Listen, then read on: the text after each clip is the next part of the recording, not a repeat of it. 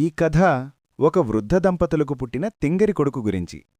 తల్లిదండ్రులు ఎన్ని సంబంధాలు చూసినా కాదని, అందరూ వద్దన్నా వినకుండా, చూట్టానికి చాలా వింతగా ఉన్న ఒక అమ్మాయిని అతను పెళ్లి చేసుకుంటాడు.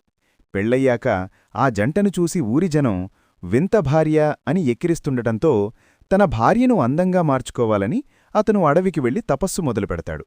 అతను భార్య వండిచ్చిన పిండివంటలు తింటూ చేస్తున్న వింత తపస్సును చూసి ముచ్చటపడిన శివుడు ప్రత్యక్షమై అతనికి 3 మాయారాళ్లను ఇస్తాడు. ఆ రాళ్లతో ఏవైనా 3 కోరికలు కోరుకోమని వరమివ్వగా అతను ఇంటికి వెళ్లి తన భార్యకు విషయం చెబుతాడు. ఆమె తెలివిగా, మనం పేదవాళ్లం కదా, ఇల్లు మరియు డబ్బు కోరుకుందాం అని సలహా ఇస్తుంది. కాని భర్త వినకుండా ఆవేశంతో మొదటి రాయిని విసిరి తన భార్య అందగత్తెగా మారాలని కోరుకుంటాడు. వెంటనే ఆమె అపురూప సుందరిగా మారుతుంది. అయితే ఆ అందం చూసి రాజుగారి భటులు ఆమెను బందీగా తీసుకెళ్తారు. తన భార్యను కాపాడుకోలేకపోయిన భర్త బాధతో రెండో రాయిని విసిరి, నా భార్య తిరిగి నా దగ్గరకు వచ్చేయాలి అని కోరుకుంటాడు.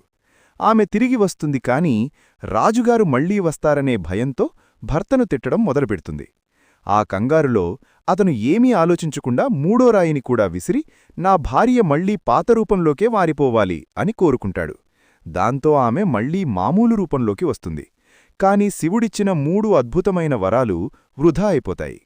అందుకే ఏ పని చేసినా కాస్త తెలివిని వాడాలని ఈ కథ మనకు చెబుతోంది.